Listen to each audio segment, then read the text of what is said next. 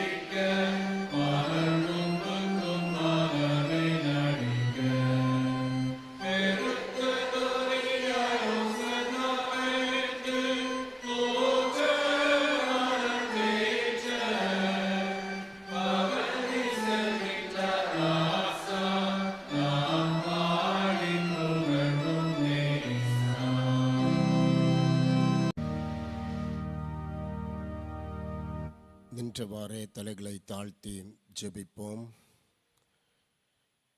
சமாதான பிரபுவாக எருசலேமை நோக்கி சமாதான பவனி சென்ற எங்கள் நல்ல ஆண்டவரே, ஆசீர்வாதமான நாளிலும் உம்முடைய அருள் வார்த்தைகளை நாங்கள் தியானிக்க முற்படுகின்றோம். எங்களை தாழ்த்தி உம்முடைய சிலுவையின் அடிவாரத்திலே தருகிறோம் அப்பா. உம்முடைய வார்த்தைகளினாலே ஆண்டவர் எங்களோடு பேசும். உம்முடைய திருவுள சித்தத்தை நாங்கள் நிறைவாக அறிந்து கொள்ளவும், உம்முடைய பரிசுத்த சமூகத்திலே நாங்கள் எங்களை அர்ப்பணித்து செல்லவும் ஆவியானவர் அருள் தர வேண்டுமாறு ஜெபிக்கின்றோம். பேசுகின்ற அடியேனை உம்முடைய சிலுவை நிழலிலே மறைத்து கொள்ளும். கேட்கின்ற உம்முடைய பிள்ளைகளை ஆசீர்வதியும். இயேசு கிறிஸ்துவின் வழியாய் கேட்கிறோம் பிதாவே, ஆமேன். உட்காருங்கள். கிறிஸ்துவுக்குள் அன்பிற்குரிய உடன் விசுவாசிகளே, சமாதான பிரபுவாகிய இயேசு கிறிஸ்துவின் பரிசுத்தமுள்ள நாமத்தினாலே உங்கள் அனைவருக்கும் குருத்தோலை ஞாயிறு தின நல்வாழ்த்துக்களை மிகுந்த மகிழ்ச்சியோடு தெரிவித்துக் கொள்கின்றோம். சமாதானத்தின் காரணராகிய கடவுள் உங்கள் அனைவருடைய வாழ்க்கையிலும் நீங்கள் எதிர்நோக்கி இருக்கின்ற சமாதானத்தையும் நன்மைகளையும் ஆசீர்வாதங்களையும் தந்து உங்களை பாதுகாத்து வழி நடத்துவாராக. தென்னிந்திய திருச்சபையின் ஒழுங்கின்படி இந்த நாளின் தியானத்திற்காக கொடுக்கப்பட்ட தலைப்பு அமைதியின் அரசர் உள்ளே நுழையட்டும். Let the king of peace enter. அமைதியின் அரசர் உள்ளே நுழையட்டும். அதற்கு ஆதாரமாக தெரிந்து கொண்ட திருமறையின் வசனம் நாம் வாசிக்க கேட்ட மத்தேயு எழுதிய நற்செய்தி நூல் 21ஆம் அதிகாரம் 9வது வசனம். முன்னடப்பாரும் பின்னடப்பாருமாகிய திரளான ஜனங்கள் தாவீதின் குமாரனுக்கு ஓசன்னா, கர்த்தரின் நாமத்தினாலே வருகிறவர் ஸ்தோத்தரிக்கப்பட்டவர், உன்னதத்திலே ஓசன்னா என்று சொல்லி ஆர்ப்பரித்தார்கள். 1942ஆம் ஆண்டில் 2ஆம் உலகப் போர் நடைபெற்று கொண்டிருந்தது. அந்த காலகட்டங்களிலே விஞ்ஞானிகள் ஆட்டம் பாம்பை கண்டுபிடித்து அந்த செய்திகளெல்லாம் உலா வந்தது. உலகமே வியந்து நின்றது. ஏனென்றால் இந்த ஆட்டம் பாம்பினுடைய விளைவு அல்லது அது கொடுக்கின்ற அழிவு எத்தகையது என்பதை அறியாமல் இருந்தது. ஆட்டம் பாம்பை கண்டுபிடித்த டாக்டர் ஆர்தர் ராம்ப்டன் அவர்களுக்கு நோபல் பரிசு மற்றும் பாராட்டு விழாக்கள் எல்லாம் கொடுக்கப்பட்டது. ஒரு பாராட்டு விழாவிலே டாக்டர் ஆர்தர் ராம்ப்டன் அவர்கள் உரையாற்றுகின்ற போது, நிறைவுரையாக அவர் சொல்கின்ற போது இப்படி சொன்னார்கள்: இப்போது மனிதன் இயேசு கிறிஸ்துவின் பாதையை தெரிந்து கொள்ள வேண்டும், அல்லது அழிவு நிச்சயம். இப்பொழுது மனிதன் இயேசு கிறிஸ்துவின் பாதையை தெரிவு செய்து கொள்ள வேண்டும், அல்லது அழிவு நிச்சயம். யுத்தம் எதிர்கால அமைதிக்கு தீர்வல்ல. யுத்தம் எதிர்கால அமைதிக்கு தீர்வல்ல. இயேசு கிறிஸ்துவே அமைதியின் பாதை என்று சொன்னார். இயேசு கிறிஸ்துவே அமைதியின் பாதை என்று சொன்னார். அருமையான கர்த்தருடைய பிள்ளைகளே, 2000 ஆண்டுகளுக்கு முன்பாக இந்த உலகத்தை சமாதானமாய் காண விரும்பின கடவுள் சமாதானத்தின் நகரமாகிய எருசலேமை நோக்கி சமாதான பிரபுவாக, சமாதானத்தின் சின்னமாக காணப்பட்ட கழுதையின் மீது அவர் பவனியாக கடந்து சென்றார் என்று நாம் பார்க்கின்றோம். இயேசு கிறிஸ்துவனுடைய கல்வாரி பயணத்திலே இந்த பஸ்கா வாரம் என்று அழைக்கப்படுகின்ற புனித வாரத்திலே நாம் ஒவ்வொருவரும் பிரவேசித்திருக்கிறோம். இறை ஆட்சிக்காக தன்னை முழுவதுமாக அர்ப்பணித்து கொண்ட இயேசு கிறிஸ்து தன்னுடைய பாடுபடுதல், தான் பாடுபட வேண்டிய காலகட்டங்கள் நெருங்கி வருவதை உணர்ந்து கொண்டு, அறிந்து கொண்டு, அவற்றை எதிர்கொள்வதற்காக இயேசு கிறிஸ்து விரைந்து அவர் முன்னேறி செல்கின்றதை திருமறை நமக்கு போதிக்கின்றது. இந்த நிகழ்வுகளை எல்லாம் 4 நற்செய்தி நூற்களும் மிக தெளிவாக, விவரமாக பதிவு செய்திருக்கிறது. ஓசன்னா ஞாயிறு அல்லது எருசலேம் பவனி ஞாயிறுக்கு முன்னிருக்கின்ற வெள்ளிக்கிழமையிலே இயேசு கிறிஸ்து தன்னுடைய கடைசி பஸ்கா விருந்தை ஆசரிப்பதற்காக எருசலேம் செல்ல ஆயத்தமாகின்றார் என்று யோவான் நற்செய்தியாளர் சொல்கின்றார். பஸ்கா பண்டிகைக்கு 6 நாட்கள் இருந்தபோது இயேசு கிறிஸ்து எருசலேம் நோக்கி செல்ல ஆயத்தமானார் என்று சொல்லப்படுகிறதை காண்கின்றோம். இயேசு கிறிஸ்து இந்த காலகட்டங்களிலே ஒரு உறுதியான தீர்மானத்தோடு, ஒரு தெளிந்த திட்டத்தோடு, ஒரு முன்னாயத்தத்தோடு இயேசு கிறிஸ்து செயல்படுகின்றதை நாம் காண முடிகின்றது. லூக்கா எழுதிய நற்செய்தி நூல் 19ஆம் அதிகாரம் 28வது வசனத்திலே லூக்கா நற்செய்தியாளர் சொல்கின்ற போது சொல்கின்றார், அவர் எருசலேமுக்கு புறப்பட்டு முந்தி நடந்து போனார் என்று சொல்கின்றார். அவர் விரைவாக ஒவ்வொரு காரியங்களையும் மிக திட்டமிட்டு, மிக கவனத்தோடு, தீவிரமாக அவர் செயலாற்றுகின்றதை நாம் பார்க்க முடிகின்றது. விசேஷமாக அவருடைய கடைசி நாட்களிலே, இந்த பஸ்கா வாரத்திலே அல்லது புனித வாரத்திலே, தூய வாரத்திலே இயேசு கிறிஸ்து மிக விரைவாக, வேகமாக ஒவ்வொரு காரியங்களையும் நடப்பிக்கின்றதை நாம் பார்க்கின்றோம். இயேசு கிறிஸ்துவனுடைய ஒவ்வொரு செயல்களும், வாழ்வும், பணியும் மிகவும் நேர்த்தியாக திட்டமிட்டவைகளாக இருந்தது. தகுந்த ஆயத்தங்கள் எல்லா சூழ்நிலைகளிலும், எல்லா நிலைகளிலும் நாம் காண முடிகின்றது. இயேசு கிறிஸ்துவனுடைய பிறப்பிலே ஆயத்தம் இருந்தது. அவருடைய பிறப்பு தூதர்கள் சொன்ன செய்தி, மரியாளை ஆயத்தப்படுத்தின விதம், யோசேப்பை ஆயத்தப்படுத்தின விதம், மாட்டு தொழுவத்தை ஆயத்தப்படுத்தின விதம், சாஸ்திரிகளை ஆயத்தப்படுத்தின விதம், குடிமதிப்பு எழுதுவதற்காக பிறப்பிக்கப்பட்ட ஆணை இவைகளெல்லாம் இயேசு கிறிஸ்துவனுடைய பிறப்பிற்காக ஆயத்தம் செய்யப்பட்டவைகள் என்று நாம் பார்க்கிறோம். அவருடைய வளர்ப்பு நாசரேத்தூர் ஆயத்தப்படுத்தப்பட்டது. நாசரேத்தூரிலிருந்து எந்த நன்மையும் வராது என்று எண்ணிக்கொண்டிருந்த நேரத்திலே இந்த உலகத்தின் இரட்சகர் மீட்பர் நாசரேத்தூரிலே வளர்ந்தார். நாசரேத்தூர் ஆயத்தப்படுத்தப்பட்டது என்று நாம் பார்க்கிறோம். இயேசு கிறிஸ்துவுடைய திருப்பணி துவங்கின காலகட்டங்களிலே அவருடைய பாதையை ஆயத்தம் பண்ணுவதற்காக கர்த்தர் யோவான் ஸ்நாபகனை ஆயத்தப்படுத்தினார் என்று நாம் பார்க்கிறோம். தன்னுடைய திருப்பணிக்கு முன்பாக இயேசு கிறிஸ்து வனாந்திரமான பகுதியிலே 40 நாட்கள் உபவாசம் இருந்து ஆயத்தப்பட்டார் என்று நாம் பார்க்கிறோம். இப்போது இயேசு கிறிஸ்துவனுடைய பாடுபடுதலின் காலகட்டங்களிலே நேரங்களிலே ஆண்டவர் சீஷர்களை துரிதமாக எருசலேம் போவதற்காக ஆயத்தப்படுத்துகின்றார் என்று நாம் பார்க்கிறோம். நாம் எருசலேமிற்கு போவோம் என்று சீடர்களை ஆண்டவர் துரிதப்படுத்துகின்றார். இங்கு இந்த குருத்தோலை ஞாயிற்றுக்கிழமையிலே அல்லது எருசலேம் பவனியின் நாளிலே இவர் ஆயத்தம் பண்ணப்பட்டிருந்த கழுதையை நாம் பார்க்கிறோம்.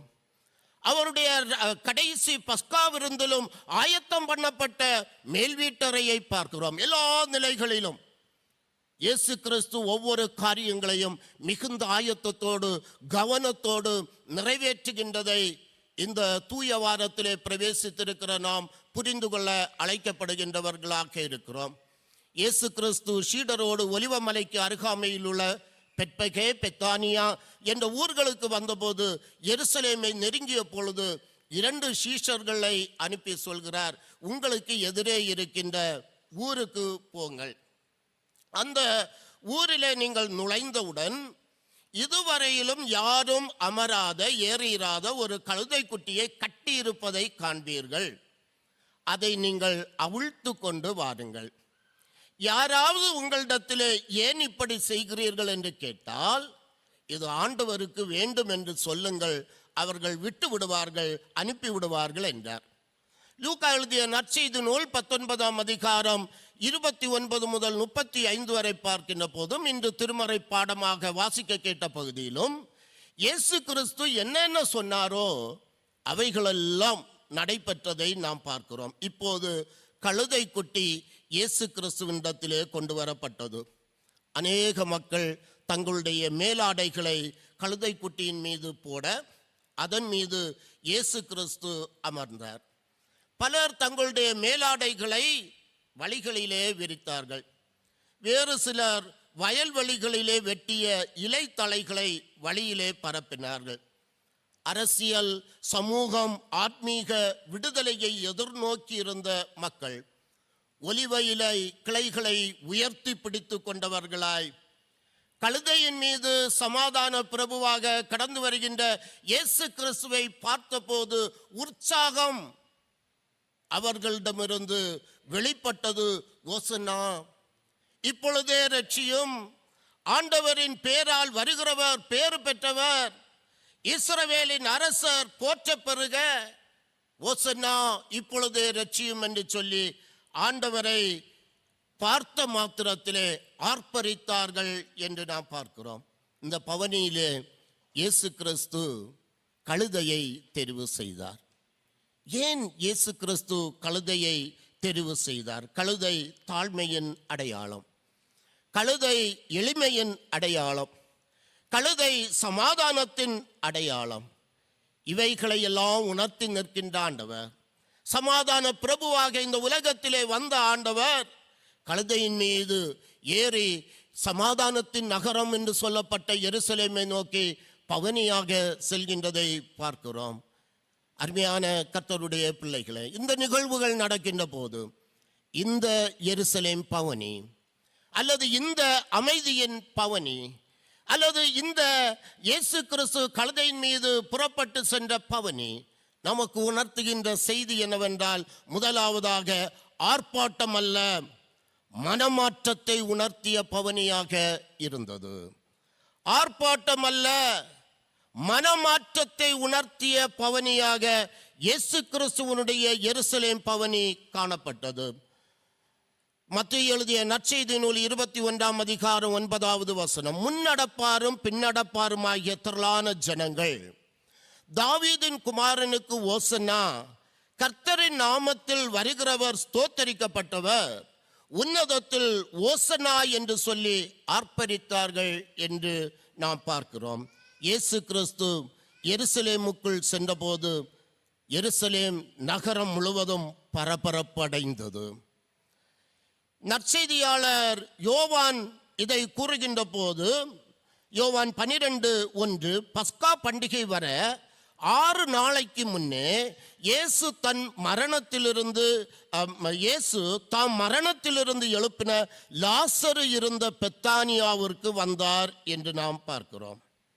யோவான் 12:12ஆம் வசனம் சொல்கிறது, இயேசு எருசலேமுக்கு வருகிறார் என்று பண்டிகைக்கு வந்த திரளான ஜனங்கள் கேள்விப்பட்டு குருத்தோலைகளை பிடித்து கொண்டு அவருக்கு எதிர்கொண்டு போகும்படி புறப்பட்டு, ஓசன்னா, கர்த்தரின் நாமத்தினாலே வருகிறவர் ஸ்தோத்தரிக்கப்பட்டவர் என்று சொல்லி ஆர்ப்பரித்தார்கள் என்று நாம் பார்க்கிறோம். ஒரு நல்ல கூட்டம், சிறப்பான வரவேற்பு. இவர்களுடைய வரவேற்பின் தொனி, ஆர்ப்பரிப்பின் தொனி விண்ணை எட்டுகின்ற அளவிலே இருந்தது. ஏனென்றால் வாயளவிலே சொல்லப்பட்ட கோஷங்கள் அல்ல, கூட்டப்பட்ட கூட்டமும் அல்ல, அவர்களுடைய உணர்வுகளிலிருந்து வெளிப்பட்டது. ஆத்மீக வாழ்விலே, சமுதாய வாழ்விலே, அரசியல் வாழ்விலே ஒரு விடுதலை வேட்கையோடு காணப்பட்ட மக்கள் இந்த இயேசு கிறிஸ்துவுடைய பவனியை கண்டபோது, இனி தாமதிக்க வேண்டாம், இப்பொழுதே ரட்சியும், ஓசன்னா என்று சொல்லி ஆர்ப்பரிக்கின்றதை நாம் பார்க்கிறோம். இந்த உற்சாக பெருக்கை கண்ட இயேசு கிறிஸ்து, இந்த ஆர்ப்பாட்டத்தை கண்ட இயேசு கிறிஸ்து அதை கண்டு அதிலே அவர் மூழ்கிவிடவில்லை, மாறாக மக்களுடைய நிலைமைகளை எல்லாம் அவர் சிந்தித்து பார்க்கிறார். மக்களுடைய செயல்பாடுகளை எல்லாம் அவர் நினைத்து பார்க்கிறார். ஏனென்றால் இந்த ஆர்ப்பாட்டங்கள் எல்லாம், இந்த ஆரவாரங்கள் எல்லாம் இயேசு கிறிஸ்துவை எந்த நிலையிலும் பாதித்து விடவில்லை. யோவான் 2ஆம் அதிகாரம் 24-25 வசனங்களிலே நாம் பார்க்கின்ற போது, இயேசு எல்லாரையும் அறிந்திருந்தபடியால் அவர்களை நம்பி இணங்கவில்லை. மனுஷர் உள்ளத்தில் இருப்பதை அவர் அறிந்திருந்தபடியினால் மனுஷரை குறித்து ஒருவரும் அவருக்கு சாட்சி கொடுக்க வேண்டியதாய் இருக்கவில்லை என்று நாம் பார்க்கிறோம். ஆக மக்களுடைய மனநிலை, மக்களுடைய செயல்கள் எல்லாவற்றையும் ஆண்டவர் நன்றாக அறிந்திருந்தார். ஆகவே இந்த மக்களுடைய ஆர்ப்பாட்டத்திலே இயேசு கிறிஸ்து மதிமயங்கி விடவில்லை. யோவான் 12ஆம் அதிகாரம் 9வது வசனத்திலே நாம் பார்க்கின்ற போது, இயேசு கிறிஸ்துவை பார்ப்பதற்காக அநேக மக்கள் கூடினார்கள். அதிலே இன்னொரு சாராரும் இருந்தார்கள். யோவான் 12:9 தெளிவாக சொல்கிறது, அப்பொழுது யூதரில் திரளான ஜனங்கள் அவர் அங்கே இருப்பதை அறிந்து இயேசு கிறிஸ்துவின் நிமித்தமாக மட்டுமல்ல, அவர் மரித்தோரிலிருந்து எழுப்பின லாசருவையும் காணும்படியாக வந்தார்கள். ஏன்? அவர் லாசருடைய வீட்டிலிருந்து புறப்படுகிறார். யோவான் 12ஆம் அதிகாரம் 10-11 வசனங்கள் சொல்கிறது, லாசருவை இயேசு கிறிஸ்து உயிரோடு எழுப்பினதினால் அது நிமித்தம் யூதர் அநேகர் இயேசு கிறிஸ்துவினிடத்திலே விசுவாசம் வைத்தார்கள். ஆகவே இப்போது ஜனங்களுடைய நிலைமை, சமயவாதிகளுடைய நிலைமையை நாம் பார்க்கின்ற போது, பிரதான ஆசாரியரும் இதையெல்லாம் கண்டபோது இயேசு கிறிஸ்துவை மாத்திரமல்ல லாசருவையும் கொலை செய்ய ஆலோசனை பண்ணினார்கள் என்று நாம் பார்க்கிறோம். யோவான் 12ஆம் அதிகாரம் 10-11 வசனம் சொல்கிறது, லாசருவையும் கொண்டுவிட வேண்டும். ஏனென்றால் லாசரு உயிருள்ள சாட்சியாக நிற்கிறார். அவன் நிமித்தமாக அநேக யூதர்கள் இயேசு கிறிஸ்துவை விசுவாசித்து விட்டார்கள். இந்நிலைகளை எல்லாம் தடுக்க வேண்டும் என்று எண்ணுகின்றதை நாம் பார்க்கிறோம். இயேசு கிறிஸ்துவனுடைய பிறப்பிலிருந்து தீயோனுடைய செயலாட்டுகள், தீயோனுடைய எண்ணங்கள் இயேசு கிறிஸ்துவையும் அவருடைய வாழ்வையும் பணிகளையும் எதிர்த்து கொண்டே இருந்தது. அவருடைய பிறப்பு முதல், அவர் பிறந்த போதே அவரை கொலை செய்வதற்காக ஏரோது வழியாக தீயோன் திட்டமிட்டான். இயேசு கிறிஸ்துவுடைய ஒவ்வொரு காரியங்கள், அடையாளங்கள், அற்புதங்கள் எல்லாம் செய்கின்றார்கள். குற்றம் காண முடியுமா என்று சொல்லி அவரோடு கூட அந்த கூட்டத்தோடு கூட்டம் எல்லா மக்களும் செல்கின்றதை நாம் பார்க்கிறோம். இப்போதும் கூட அதைத்தான் செய்கிறாங்க பாருங்க. லூக்கா 19ஆம் அதிகாரம் 39வது வசனம் சொல்கிறது, அப்பொழுது கூட்டத்தில் இருந்த பரிசேயரில் சிலர் அவரை நோக்கி, போதகரே, உம்முடைய சீஷரை அதட்டும் என்று சொன்னார். இயேசு கிறிஸ்து சொன்னார், இவர்கள் பேசாதிருந்தால் கற்களை கூப்பிடும் என்று சொல்கின்றதை பார்க்கிறோம். அருமையான ஆண்டவருடைய பிள்ளைகளே, இவ்வளவு எதிர்ப்புகளின் மத்தியிலே இயேசு கிறிஸ்து சமாதான பிரபுவாக எருசலேமை நோக்கி பவனி சென்றார். ஓசன்னா என்று ஆர்ப்பரித்த போது இயேசு கிறிஸ்து இந்த ஆர்ப்பரிப்புகள் முக்கியமல்ல, மனமாற்றமே முக்கியம் என்பதை உணர்த்தினார். இயேசு கிறிஸ்து ஓசன்னா ஓலம் பெறுதல்ல, உங்களுடைய இருதய மாற்றம் தேவை என்று சொன்னார். இயேசு கிறிஸ்து வேதனையோடு, கண்ணீரோடு, வருத்தத்தோடு அவர் சொன்னார். லூக்கா எழுதிய நற்செய்தி நூல் 19ஆம் அதிகாரம் 42வது வசனம், உனக்கு கிடைத்த இந்த நாளிலாகிலும் உன் சமாதானத்திற்கு ஏற்றவைகளை நீ அறிந்திருந்தாயானால் நலமாயிருக்கும், அது இப்பொழுது உன் கண்களுக்கு மறைவாயிருக்கிறது என்று சொல்லி அந்த சமாதானத்தின் நகரமாகிய எருசலேமை பார்த்து கண்ணீர் விட்டு அழுது சொன்னார் என்று நாம் பார்க்கிறோம். அருமையான ஆண்டவருடைய பிள்ளைகளே, ஆர்ப்பாட்டங்கள், கோஷங்கள், ஆரவாரங்கள் இவைகள் ஆண்டவருடைய எண்ணத்தையோ திட்டத்தையோ தடுத்து விடவில்லை என்று நாம் பார்க்கிறோம். எல்லா சூழ்நிலைகளிலும் மக்களுக்காகவே சிந்தித்தார். மக்களுடைய நிலைமைகளை சிந்தித்தார்.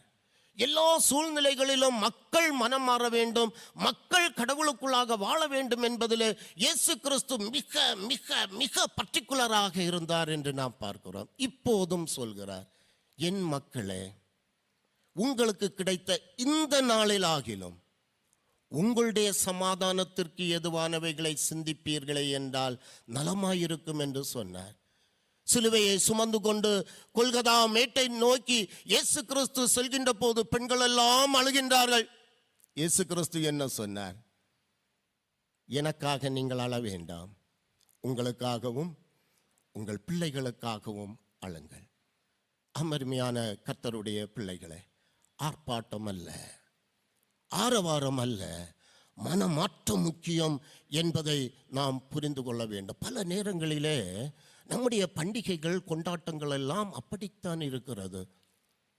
நாம் சிந்திப்பதற்காக, குறை சொல்வதற்காக சொல்லவில்லை, நாம் சிந்திப்பதற்காக நாம் சொல்கின்றேன். பல விழாக்களை எடுக்கிறோம், கொண்டாட்டங்களை செய்கிறோம். ஈஸ்டர் பண்டிகை நாம் கொண்டாட இருக்கிறோம், கிறிஸ்து பிறப்பு பண்டிகையை நாம் கொண்டாடி விட்டோம், சபை நாள் விழாவை கொண்டாடுகின்றோம். நம்முடைய கொண்டாட்டங்கள் எல்லாம் நல்லதுதான். ஏனென்றால் இங்கு இயேசு சுவாமி மக்கள் எல்லாம் வந்து ஆர்ப்பரித்தார்கள், ஓசன்னா என்று சொன்னார்கள், இந்த வஸ்திரங்களை விரித்தார்கள், மரக்கிளைகளை பரப்பினார்கள். ஆண்டவர் அவர்களை தடுக்கவில்லை, அதை ஏற்றுக்கொண்டார், இல்லை என்று சொல்லவில்லை, அது இருக்கட்டும். ஆனாலும் அவைகளுக்குள்ளாக எது தேவையோ அது மனிதனுடைய வாழ்க்கையிலே தேவை, மனமாற்றம் தேவை என்று சொல்கிறார். பொதுவாக நாம் கிறிஸ்மஸ் பண்டிகை அதிகமாக கொண்டாடுகிறோம். என்னெல்லாம் ப்ரிப்பரேஷன்ஸ், என்னெல்லாம் ஆயத்தங்களை நாம் செய்கிறோம். நாம் மின் விளக்குகளினாலே வளாகத்தை நாம் அலங்கரிக்கிறோம். வான வேடிக்கைகள் பல ஆயிரக்கணக்கான ரூபாய்கள் செலவு செய்து போடுகின்றோம். பல குரூப் சாங்ஸ், கேரல் என்று சொல்லி பல குழுக்களை நாம் இங்கு அழைத்து கிறிஸ்து பாடல்களை பாடியெல்லாம் நாம் மகிமைப்படுத்துகிறோம். தவறு என்று சொல்வதற்கு இல்லை, இவைகளெல்லாம் தேவை. ஆனால் இயேசு கிறிஸ்து நம்முடைய உள்ளங்களிலே பிறப்பதற்கு இடம் கொடுத்திருக்கிறோமா? அதான் முக்கியம். இயேசு கிறிஸ்து, பாலனாகிய கிறிஸ்து நம்முடைய உள்ளங்களிலே பிறப்பதற்கு நாம் இடம் கொடுத்திருக்கிறோமா? சிந்தித்திருக்கிறோமா? ஜெபித்திருக்கிறோமா?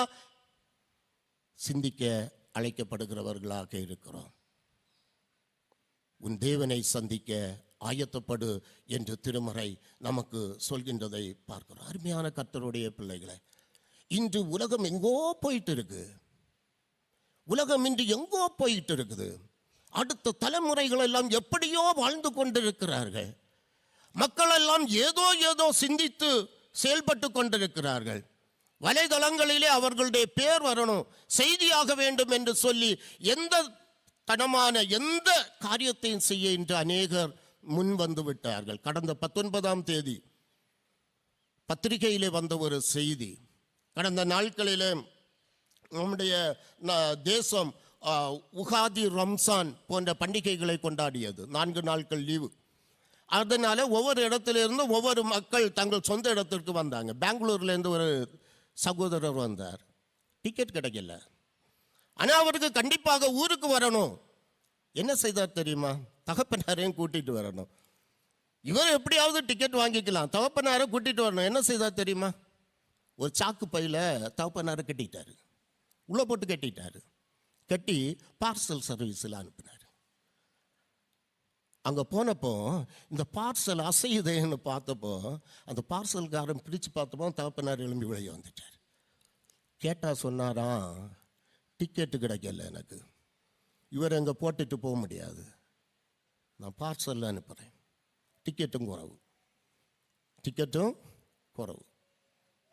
இன்று உலகம் எங்கே சென்று கொண்டிருக்கிறது? ஆர்ப்பாட்டம் அல்ல, கொண்டாட்டம் அல்ல, மனமாற்றம் தேவை. உன் தகப்பனையும் தாயையும் கனம் பண்ணுவாயாக. உனக்கு நன்மை உண்டாயிருக்கவும் பூமியிலே உன் வாழ்நாள் நீடித்திருப்பதற்கும் உன் தகப்பனையும் தாயையும் கனம் பண்ணுவாயாக. ஆர்ப்பாட்டம் அல்ல, ஆரவாரம் அல்ல, மனமாற்றம் முக்கியம். உனக்கு கிடைத்த எந்த நாளிலாகிலும் உன்னுடைய சமாதானத்திற்கு ஏதுவானவைகளை நீ சிந்திப்பாயே என்றால் உனக்கு நலமாயிருக்கும் என்று ஆண்டவர் சொன்னார். வேதனையோடு ஒரு காரியத்தை சொல்கிறேன். சில வருடங்களுக்கு முன்பாக, ஒரு 3 வருடங்களுக்கு முன்பாக ஒரு சகோதரர் ஒரு நிகழ்வு என்னிடத்திலே சொன்னார். ஒரு சகோதரர் வெளிநாட்டில் இருந்தாராம். அவருடைய அம்மா இறந்துட்டாங்க. அந்த சகோதரர் என்ன செய்தாராம் தெரியுமா? உலகத்தில் நடக்கிறவங்க தன்னுடைய நண்பனுக்கு 1,00,000 ரூபாய் அனுப்பி கொடுத்து சொன்னாராம், என் அம்மாவுக்கு மல்லிகைப்பூன்னா ரொம்ப பிடிக்கும், அதனால் அவங்களுக்கு ஒரு குறவும் வைக்கப்படாது, ஃபுல்லாக மல்லிகைப்பூவால் அலங்கரிச்சுக்க, பெட்டி ஃபுல்லாக மல்லிகைப்பூவாக இருக்கணும், எல்லா மாலையும் மல்லிகைப்பூவாக இருக்கணும், ஆனால் நான் வந்துக்கிட முடியாது, நீ பார்த்துக்க. ஏன் தெரியுமா? 2 மாதம் கழிச்சு, 2 வாரம் கழிச்சு இல்லை, 2 மாதம் கழிச்சு என் பிள்ளைக்கு எக்ஸாம் இருக்கு. 2 மாதம் கழிச்சு என் பிள்ளைக்கு எக்ஸாம் இருக்கு, அவளை நான் பார்த்துக்கணும்.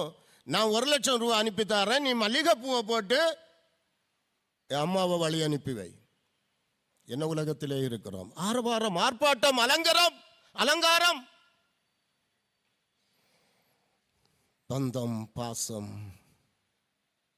எங்கோ போய்கொண்டிருக்கிறோம். ஓசன்னா என்ற கோஷம் அல்ல, மனமாற்றம் தேவை என்று ஆண்டவர் சொன்னார். உனக்கு கிடைத்த இந்த நாளிலாகிலும் உன் சமாதானத்திற்கு ஏதுவானவைகளை சிந்திப்பாயே என்றால் அது உனக்கு நலமாயிருக்கும் என்று சொன்னார். 2வதாக, நிறைவாக நாம் பார்க்கின்ற போது அலங்கோலத்தை அல்ல, பரிசுத்தத்தை உணர்த்திய பவனி. ஆர்ப்பாட்டத்தை அல்ல, மனமாற்றத்தை உணர்த்திய பவனி. அலங்கோலத்தை அல்ல, பரிசுத்தத்தை உணர்த்திய பவனி. மத்தேயு 21ஆம் அதிகாரம் 13வது வசனம், என்னுடைய வீடு எல்லா ஜனங்களுக்கும் ஜெப வீடு எனப்படும், நீங்களோ அதை கள்ளர் குகை ஆக்கினீர்களே. திருப்பவனி எருசலேம் ஆலயத்திலே வந்தடைந்ததும் பரிசுத்தத்தோடு காக்கப்பட வேண்டிய திருக்கோயில் ஆடு மாடு புறா விற்கிறவர்கள் காசுக்காரர்களாலே நிறைந்து வியாபார ஸ்தலமாக இருந்தது. இயேசு கிறிஸ்துவினாலே இதை பொறுத்து கொள்ள முடியவில்லை, சகித்து கொள்ள முடியவில்லை. அவருடைய வாழ்நாட்களிலே பெரிய கொடிய குற்றங்களை செய்தவர்களை கூட ஆண்டவரிடத்திலே கொண்டு வந்த போது அவர்களிடத்திலே சொன்னார், இனி நீ பாவம் செய்யாத, போயிருமா, அவர்களுக்கு கேடு ஒன்றும் செய்யாதங்கப்பா, அவன் விட்டுருங்க. எல்லாரையும் சேவ் பண்ணார் இல்லையா? எல்லாரையும் பாதுகாத்து எச்சரிப்பு கொடுத்து மன்னித்து அனுப்பினார். ஆனால் ஆலயத்திலே வந்தபோதோ இந்த நிலைமைகளை கண்டபோது இயேசு கிறிஸ்து சகித்து கொள்ள முடியவில்லை. வெகுண்டார், கோபம் கொண்டார், சாட்டையினாலே அடித்தார் என்று நாம் பார்க்கிறோம். காசுக்காரர்கள், புறாவிருக்கிறவர்கள், விற்பனையாளர்கள் எல்லாரையும் இயேசு கிறிஸ்து கடிந்து கொண்டு அவர்களை அடித்து துரத்தினார் என்று நாம் பார்க்கிறோம். ஆம், இறை இல்லம் அநீதிகளின் புகலிடமாக்கப்பட்ட போது இயேசு கிறிஸ்து அதை சீர்படுத்துகின்ற செயலிலே நேரடியாக இறங்கினார் என்று நாம் பார்க்கிறோம்.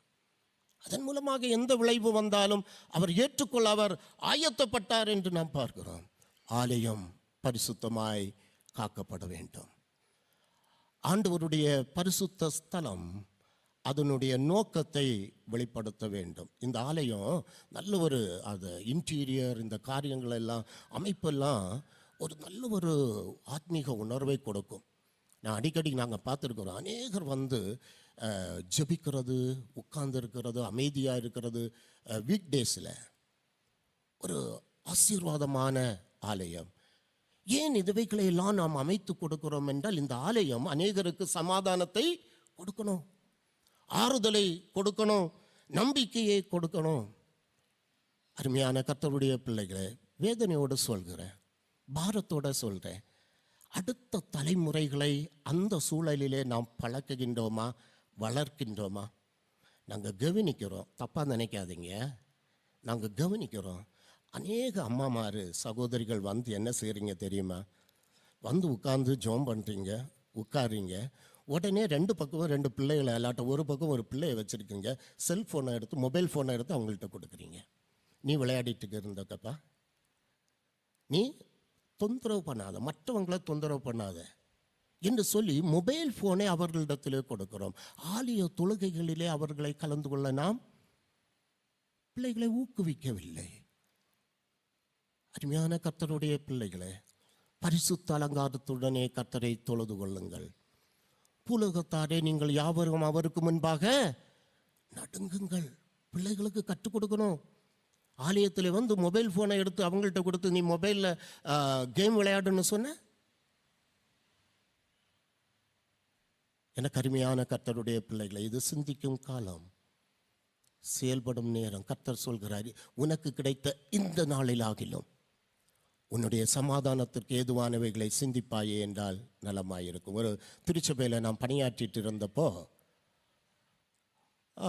கிறிஸ்மஸ் கேரல் டைம், அந்த நாள் துவங்குகின்ற நாள் சற்று ஆட்கள் குறைவாக இருந்தது. நான் அப்போது டீக்கன்ஸ்கிட்ட கேட்டேன், ஏன் ரொம்ப ஆளு குறைவாக இருக்குது, கேரளுக்கெல்லாம் ரொம்ப ஆட்கள் வரமாட்டாங்களோ? நான் அப்போ தான் புதுசாக அந்த சர்ச்சுக்கு போயிருந்தேன்.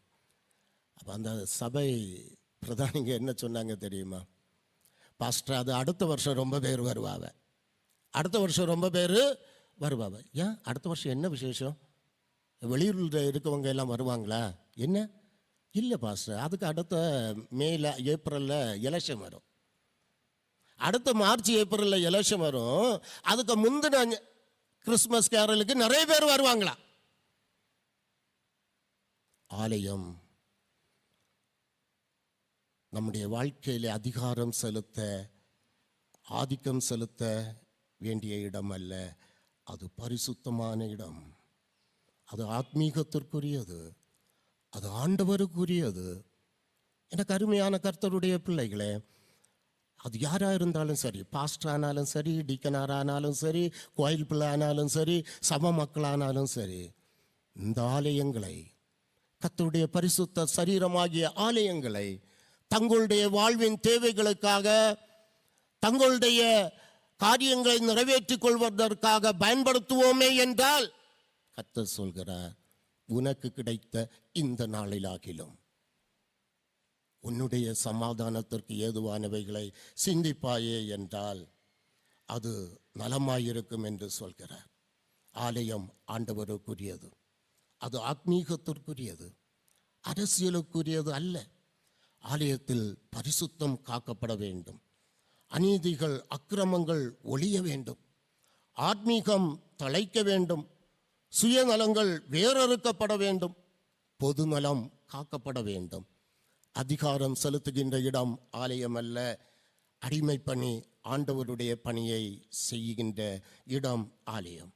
ஆலயம் சண்டை போடக்கூடிய இடம் அல்ல, பகைகளை வளர்க்கின்ற இடமும் அல்ல. பகையை சிலுவையிலே வேறறுத்த இயேசு கிறிஸ்துவை சந்திக்கின்ற இடம். அல்லேலூயா. பகையை சிலுவையிலே வேறறுத்த இயேசு கிறிஸ்துவை சந்திக்கின்ற இடம் ஆலயம். ஒத்த கருத்து இல்லாத நேரங்களிலே விவாதங்களை ஏற்படுத்தி நீதி கேட்டு வழக்காடும் மன்றங்களுக்கு செல்லாமல், கர்த்தாவே சொல்லும் அடியேன் கேட்கிறேன், நான் என்ன செய்ய சித்தமாயிருக்கிறேன், கர்த்தாவே சொல்லும் அடியேன் கேட்கிறேன் என்று ஆண்டவரிடத்திலே நாம் சரணாகதி அடைய வேண்டிய இடம் ஆலயம். எனக்கு அருமையான ஆண்டவருடைய பிள்ளைகளே, நாம் தீவிரமாக சிந்திக்க வேண்டும். ஆதீனங்கள், சினட், சபை எல்லாம் எங்கோ போய் கொண்டிருக்கிறது. நாமும் அதை குறை சொல்லிக் கொண்டே இருக்கிறோம். எத்தனை நாள் இப்படி இருப்போம்? ஏன் நாம் மாறக்கூடாது? ஏன் நாம் ஒரு சாட்சியின் அனுபவத்திலே வரக்கூடாது? சிந்திக்க அழைக்கப்படுகின்றவர்களாக இருக்கிறோம். எனக்கு அருமையான கர்த்தருடைய பிள்ளைகளே, அன்போடு பண்போடு பாசத்தோடு சொல்கிறேன், பதவிகள் நமக்கு முக்கியம் அல்ல, பரலோகம் முக்கியம். பதவிகள் நமக்கு முக்கியம் அல்ல, பரலோகம் நமக்கு முக்கியம். பல நேரங்களிலே நாம் செய்கின்ற சின்ன சின்ன காரியங்க சபைகளிலே பெரிய குழப்பங்களை ஏற்படுத்திவிடும். இரண்டாவது உலகப் போர் நடைபெற்று கொண்டிருந்த போது ஜப்பானில் நாகசாகி, குரோஷிமா பகுதிகளில் ஆட்டம் பாம்பு போட்டாங்க. அந்த ஆட்டம் பாம்புக்கு பேர் என்ன தெரியுமா? அந்த ஆட்டம் பாம்புக்கு ஒரு பேப்பர் போட்டாங்க. நமக்கு நல்ல புயல் எல்லாம் வரும்போது ஒரு பேர் போடுவாங்கல்ல, அது மாதிரி அந்த ஆட்டம் பாம்புக்கு ஒரு பேர் இருந்து, லிட்டில் பாய், சின்ன பையன் ஏற்படுத்தின விளைவு இன்றும் சன்னதிகள் அனுபவித்துக் கொண்டே இருக்கிறது. நாம் செய்கின்ற ஒரு சின்ன சின்ன காரியங்கள், நாம் எடுத்துக்கொள்ளாத சின்ன சின்ன பொறுமை, சகிப்பு, மன்னிப்பு, இவைகளெல்லாம் பெரிய விளைவுகளை கொண்டு போய் விடுகிறது. பைபிள் சொல்லுது. எனக்கு அருமையான கர்த்தருடைய பிள்ளைகளே, சத்துருக்களை சிநேகியுங்கள், சபிக்கிறவர்களை ஆசீர்வதியுங்கள், நிந்திப்பவர்களுக்காக, துன்பப்படுத்துகிறவர்களுக்காக ஜெபம் செய்யுங்கள். அவரே நமக்கு நியாயாதிபதி. ஆண்டவர் ஒருவரே நமக்கு நியாயாதிபதி. அவரிடத்திலே விட்டு விடுவோம். அவர் எல்லாவற்றையும் அறிவார். என் நிமித்தம் உங்களை நுந்தித்து துன்பப்படுத்தி பலவித தீமையான பொய்யான மொழிகளை உங்கள் மேல் பொய்யாய் சொல்வார்களானால், உண்மையா சொன்ன இல்ல, பொய்யாய் சொல்வார்களானால் நீங்கள் பாக்கியவான்களாய் இருப்பீர்கள். சந்தோஷப்பட்டு களிகூறுங்கள், பரலோகத்திலே உங்கள் பலன் மிகுதியாக இருக்கும். ஆலயம் பரிசுத்தத்திற்குரியது. இதை ஆண்டவர் எருசலேம் பவனியிலே வெளிப்படுத்தினார். கர்த்தருக்குள் பரிசுத்தமாய் வாழ்வோம். ஆமென்.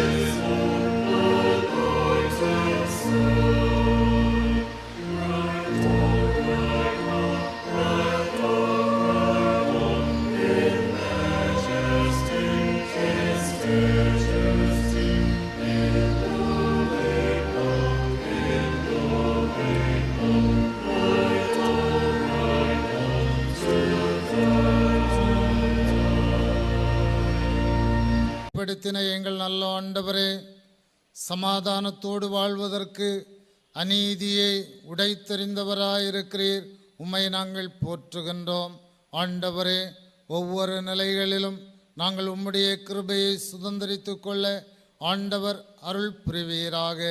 குருத்தோலை ஞாயிறை ஆசரிக்கிற நாங்கள் ஆண்டவருடைய ஒவ்வொரு செயல்களையும் வார்த்தைகளையும் தொடர்ந்து உள்ளங்களிலே தியானிக்கின்றவராக ஆண்டவருக்கு எங்கள் உள்ளங்களிலே இடம் கொடுத்து பரிசுத்தமான வாழ்க்கையிலே முன்னேறி செல்ல ஆண்டவர் அருள் புரிய வேண்டுமாய் செபிக்கிறோம். மனமாற்றத்தையும் பரிசுத்தத்தையும் விரும்புகிற ஆண்டவர் எங்களோடு இருக்கின்றார் என்ற உணர்வை அனைத்து மக்களுக்கும் ஆண்டவர் தர வேண்டுமாய் செபிக்கிறோம். தொழுகையிலே பங்கேற்ற அனைத்து மக்களையும் ஆசீர்வதித்து அனுப்புவீராக. பரிசுத்த வாரத்திலே மென்மேலும் ஆண்டவர் அண்டையிலே நெருங்க சிலுவையின் அடிவாரத்திலே தங்களை தாழ்த்த கிருபை தாரும்.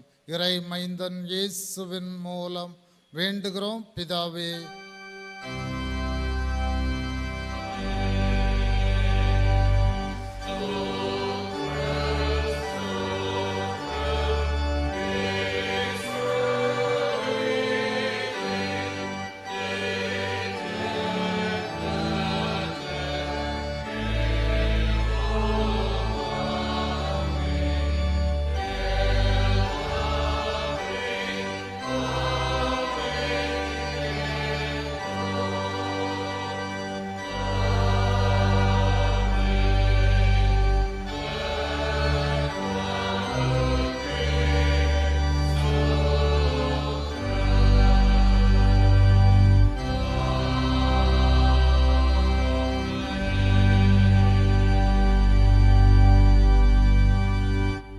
நம்முடைய ஆண்டவராகிய இயேசு கிறிஸ்துவின் கிருபையும் பிதாவாகிய தேவனுடைய அன்பும் தூய ஆவியானவருடைய ஐக்கியமும் உங்கள் அனைவரோடும் என்றும் நிலைத்திருப்பதாக.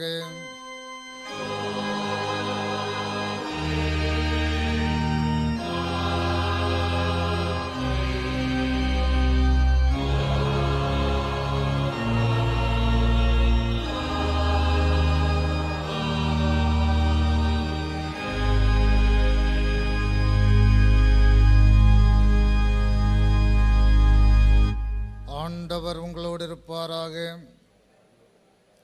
தேவ சமாதானத்துடன் சென்று வாருங்கள்.